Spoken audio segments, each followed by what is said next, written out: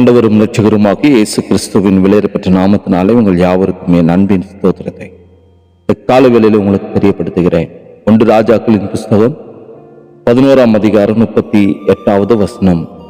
நான் உனக்கு கட்டளையிட்டதையெல்லாம் நீ கேட்டு கை கொண்டு என் வழிகளில் நடந்து என் தாசனாகிய தாவீது செய்தது போல என் கட்டளைகளையும் என் கற்பனைகளையும் கை கொள்ளும்படிக்கு என் பார்வைக்கு செம்மையானதை செய்கிறதுண்டானால் நான் உன்னோடிருந்து நான் தாவீதுக்கு கட்டினது போல உனக்கும் நிலையான வீட்டை கட்டி இஸ்ரவேலை உனக்கு தருவேன் என்று சொல்லி நாம் இங்கே பார்க்கிறோம்.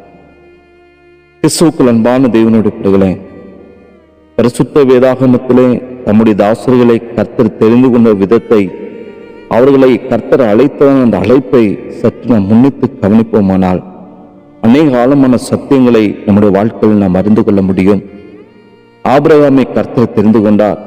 ஆபிரகாம் தன்னுடைய வாழ்க்கையை தவறு செய்யாமல் அவர் அப்படியே தன்னுடைய கர்த்தர் அழைத்ததான அந்த அழைப்பிலே அவர் உத்தமராய் காணப்பட்டாரா? கர்த்தரை இஸ்ரவேல் ஜனங்களை தமக்கென்று தெரிந்து கொண்டார். இஸ்ரவேலர்கள் கீழ்ப்படிந்த தேவனை பிரியப்படுத்தினவர்களாய் காணப்பட்டார்களா? சவுலை ராஜாவாக தெரிந்து எடுத்து அந்த சவுலும் கர்த்தருடைய வார்த்தைக்கு கீழ்ப்படியாமல் தன் வாழ்க்கையை நாசத்தின் பாதையிலே கொண்டு சென்றார். கர்த்தர் தாவீதை தெரிந்து கொண்டார். ஆனால் தாவீது இச்சை என்கிற பாவத்திற்கு விழுந்து போனார் என்று சொல்லி பார்க்கிறோம். கர்த்தர் அதுக்கு பிற்பாடு சாலமோனை தெரிந்து கொண்டு ராஜ்யத்தை கொடுத்தார். சாலமோன் தன் வாழ்க்கையில செய்த காரியத்தை நாம் பார்த்தோம். இப்பொழுது யெரொபெயாம், இவருடைய வாழ்க்கையில் நடந்த காரியம், அநேக காரியங்கள் நடந்திருக்கிறது. கர்த்தரை தேர்ந்தெடுத்ததான அந்த கர்த்தர் ஒவ்வொருவரையும் தேர்ந்தெடுத்ததான அழைத்ததான அந்த அழைப்பு என்பது வித்தியாசமாய் காணப்பட்டது. அவர் சகலவற்றையும் அனாதியாய் அறிந்திருக்கிற தேவன். ஆகவே வேத வாக்கியம் நமக்கு விலக்கி சொல்லுகிற காரியம் என்னவென்றால், இந்த விழுந்து போய் காணப்படுகிற இந்த உலகத்திலே விழுந்து போன மனிதனுடைய இயல்பு நிலையை குறித்து உன்னதமான தேவனுடைய ஒப்பற்ற குணாதிசயம் ஒன்று என்று சந்திக்கின்றதான அந்த சந்திப்பானது இன்று வாழ்ந்து கொண்டிருக்கிற நமக்கும் வெளிச்சமாய் காணப்படுகிறது. நாம் வாசித்து கேட்டதான வேத பகுதியிலே யார் இந்த யெரொபெயாம்? இவர் எப்ராஹிம் கோத்திரத்தானாய் காணப்பட்டவர், சாலமோனுடைய ஊழியக்காரன். இவர் பராக்கிரமசாலியின் காரிய சமர்த்தனமாய் காணப்பட்டார். ஆனால் இவர் ராஜ துரோகம் செய்தார் என்று சொல்லி குற்றம் சாட்டப்பட்டதால் எருசலேமை விட்டு வெளியேற்றப்பட்டார்.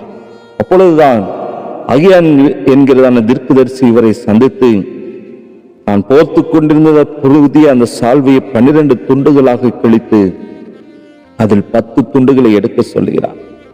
சாலமோனும் இஸ்ரவேல் ஜனங்களும் கர்த்தரை விட்டு விக்கிரங்களை பணிந்து கொண்டவர்களாக தேவனுடைய கட்டளைகளை மீறியபடினாலே சாலமோனுடைய ராஜ்யம் கிழிக்கப்பட்டு 10 கோத்திரங்களை இவனுக்கு கொடுப்பதாக கர்த்தர் சொன்னதை அகியா யெரொபெயாமிடம் கூறுகிறார். ஆனாலும் தாவீது நிமித்தம் 2 கோத்திரம் தாவீதின் வம்சத்தில் நிலைக்கும் என்று சொல்லி கர்த்தர் தம்முடைய வார்த்தையின் மூலமாக அருளி செய்கிறார். உன் மன விருப்பத்தின்படி ஆண்டு கொண்ட இஸ்ரவேலின் மேல் ராஜாவாய் இருப்பதற்கு நான் உன்னை தெரிந்து கொண்டேன் என்று சொல்லி கர்த்தர் அவனுக்கு வாக்குத்தத்தமும் சுதந்திரமும் கொடுக்கிறார். நான் நடந்த காரியம் என்ன? யெரொபெயாம் கர்த்தருக்கு உண்மையாய் காணப்பட்டாரா? தனக்கு ராஜ்யத்தை தந்தவரை அவர் கனப்படுத்தினவராய் காணப்பட்டாரா? தன் வாழ்க்கையிலே பலவிதமான காரியங்கள் நடந்திருக்கிறது. எனக்கு அன்பான தேவனுடைய பிள்ளைகளை, தேவனுடைய கட்டளைகளையும் அவருடைய நியாயங்களையும் கை கொண்டு அவருடைய வழிகளில் தம்முடைய பிள்ளைகள் நடக்க வேண்டும் என்பதை தவிர கர்த்தர் அன்றும் சரி என்றும் சரி நம்மிடம் வேற எந்த காரியத்தையும் அவர் எதிர்பார்ப்பது கிடையாது. நம்முடைய வாழ்க்கையில நாம் சம்பாதிக்கின்ற பணமோ சொத்தோ, நம்முடைய படிப்போ அந்தஸ்தோ, இவைகள் ஒன்றும் இல்லை. அவர் எதிர்பார்க்கின்ற ஒரே காரியம், அவருடைய வார்த்தைக்கு கீழ்ப்படிவுகிற ஒரே காரியம் ஒன்றுதான். இதே மாத்திரம்தான் அவர் எதிர்பார்க்கிறார். தேவனுடைய வார்த்தைக்கு கீழ்ப்படிந்து அவர் ஒருவரையே சேவிக்க நாம் அழைக்கப்பட்டிருக்கிறோம். அன்று அந்த யெரொபெயாம் இன்று நம்முடைய வாழ்க்கையில நாம் எத்தனை பேர் இன்றும் கர்த்தரை துக்கப்படுத்துகிறவர்களாய் காணப்படுகிறோம். கர்த்தர் அழைத்த அழைப்பிலே உண்மைத்துவமாய் காணப்பட்டு அவருடைய வார்த்தைக்கு கீழ்ப்படுகிறதான பொழுது நிச்சயம் கர்த்தர் நம்மை எடுத்து பயன்படுத்துவார். அவருடைய கரங்களை நம்மை அர்ப்பணிப்போம்.